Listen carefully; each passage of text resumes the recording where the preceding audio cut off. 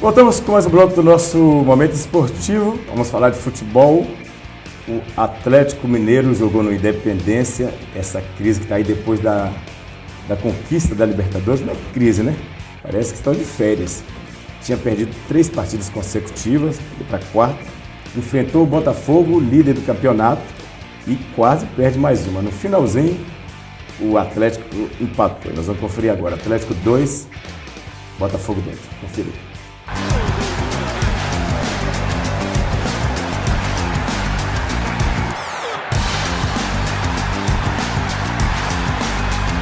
Logo aos 3 minutos, Gabriel arriscou de longe e assustou o goleiro Vitor.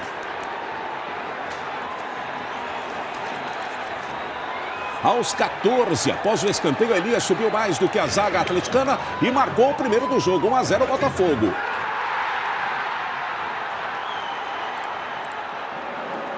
Dez minutos depois, o Galo esteve bem perto de empatar com Diego Tardelli, mas Jefferson apareceu dividindo com o atacante para evitar o gol. Só que aos 28 não teve jeito. Ele, Ronaldinho Gaúcho, foi preciso na cobrança de falta. Golaço, 1-1. O gol embalou o Atlético, que foi para cima, mas o chute de Diego Tardelli parou nas mãos de Jefferson. Na volta do intervalo, aos 9, Vitinho recebeu de Lodeiro e bateu firme para a boa defesa de Vitor. 2 minutos depois foi a vez de Jefferson trabalhar no chute de Luan. Aos 13, Lodeiro recebeu na área e acertou um belo chute no ângulo. Fogão na frente, 2-1.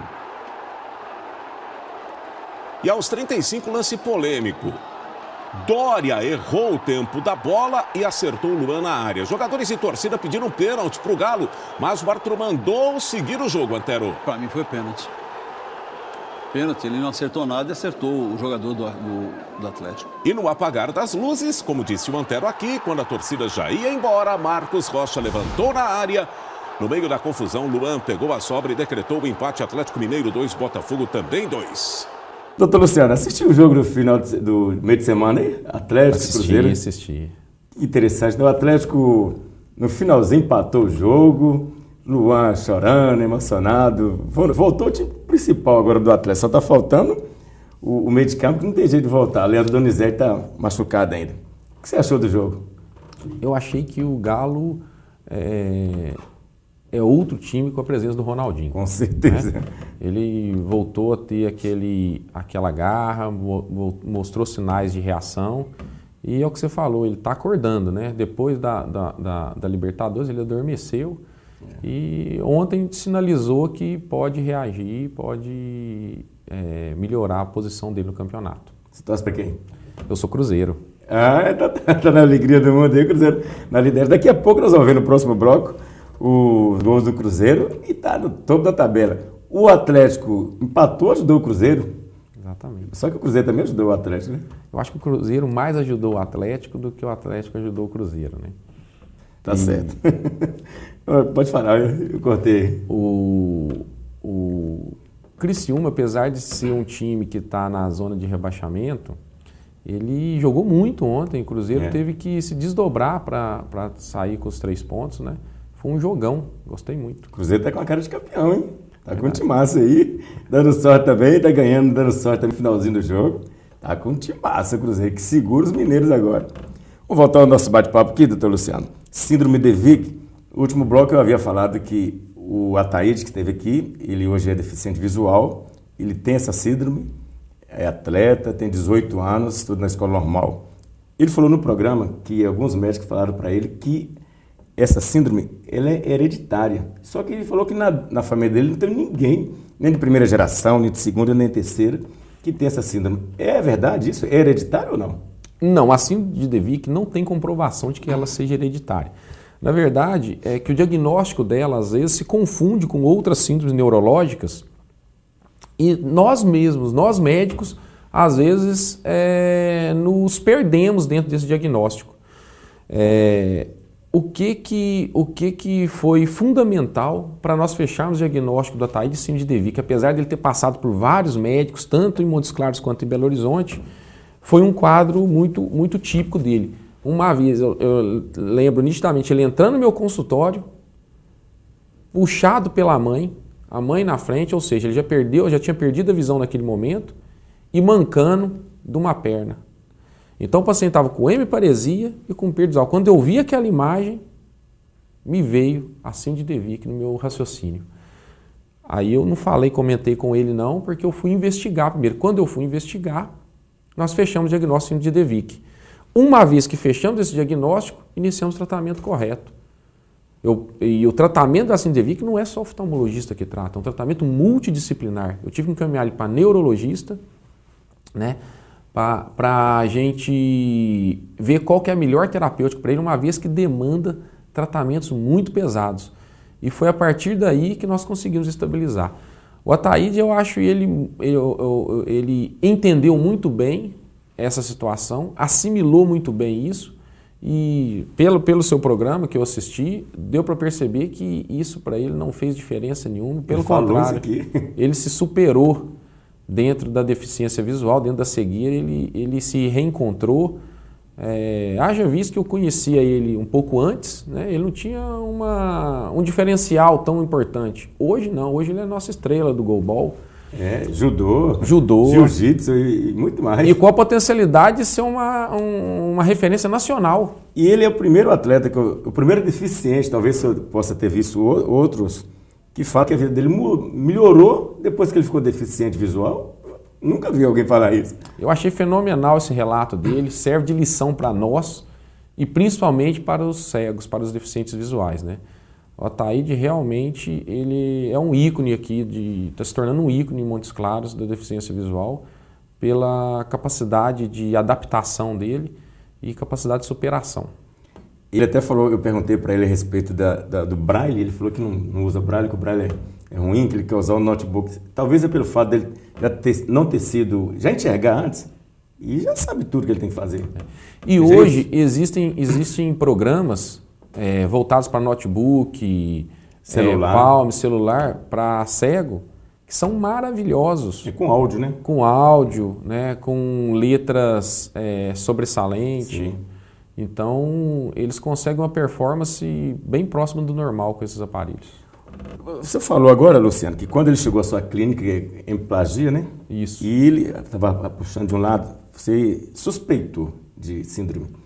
Como que você confirmou? Foi através da ressonância magnética? A ressonância magnética detectou algumas alterações de inflamação na medula espinhal dele e demonstrou também que o nervo óptico dele estava inchado, ou seja, estava sofrendo um processo inflamatório bilateral. Então, uma doença que inflama a medula espinhal e inflama o nervo óptico, num paciente jovem, o primeiro diagnóstico que tem que vir na cabeça do oftalmologista é a síndrome de Devic. E foi a partir com isso, foi exatamente com esse exame, com a ressonância, que nós fechamos o diagnóstico. Ele perdeu inicialmente a visão de cores. Ele deixou de ver, nos testes que eu fiz no consultório, ele começou a deixar de ver a visão de cores. Então, isso aí me direcionou para uma neuropatia. São as doenças do nervo óptico que começam a alterar a visão de cor. Não é alteração de retina, não é alteração de córnea, de cristalina, é alteração de nervo óptico. E aí nós pedimos esses exames todos e foi comprovada a doença. O diferencial do Ataíde, o agravante, que eu até chamo de agravante, é que a doença dele nós podemos dizer que foi fulminante. Apesar de nós termos entrado com o tratamento, nós neutralizamos a inflamação na medula, ele recuperou a força muscular, recuperou o movimento muscular, mas a lesão no nervo óptico dele foi uma lesão tão grave que o tratamento não conseguiu reverter. Daí a perda visual dele bilateral. Eu estou vendo aqui o processo, ele pode estar ligado, por exemplo, ao processo de uma vacina, por exemplo, pode ter contribuído para aparecer essa síndrome?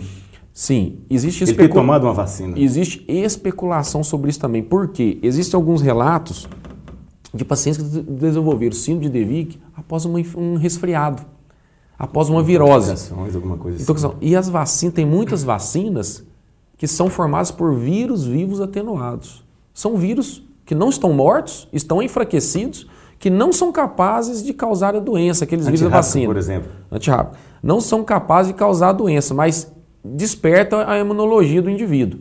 Então pode ser que tenha acontecido pós alguma vacinação. Não estou dizendo o caso da Ataíde, mas existem relatos na literatura que estão tentando achar uma associação entre esses fenômenos. Mielite transversa.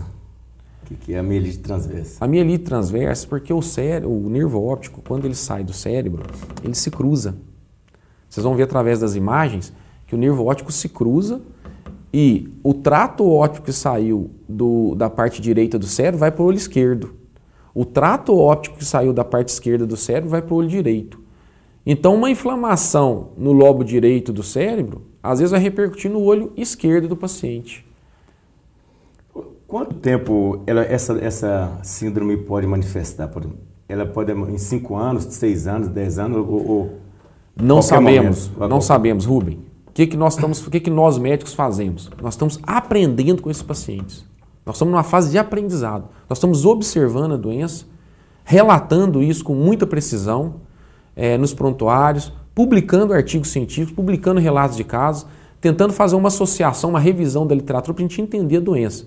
É o que eu falei, o Ataíde teve um período de crises que durou aí de 1 mês a 6 meses, não me lembro ao certo, e isso foi neutralizado, nunca mais ele teve. Existem pacientes que a cada 6 meses aparecem no meu consultório com a reativação do quadro da crise. Então nós estamos numa fase de observação para tentarmos entender essa grave doença. Né?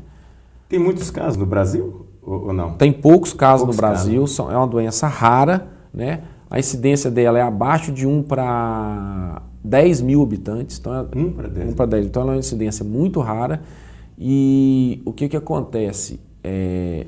Pelo fato de ser rara e do diagnóstico ser difícil, nós acreditamos que tem muita doença de síndrome de DeVick que não foi diagnosticada. Exato. Então não tem uma estatística para a gente estudar, para a gente entender essa doença ainda, né?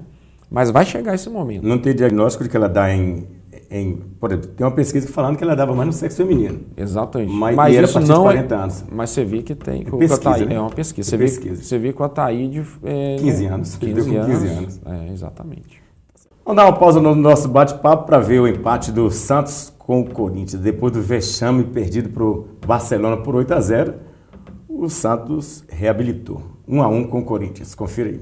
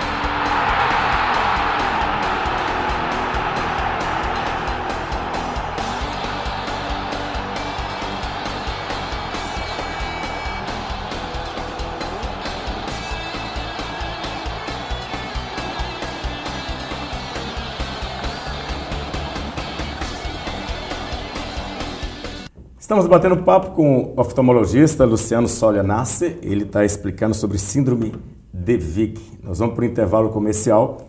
No próximo bloco a gente vai continuar o papo e vamos mostrar os gols do Cruzeiro que deu a liderança do Brasileirão.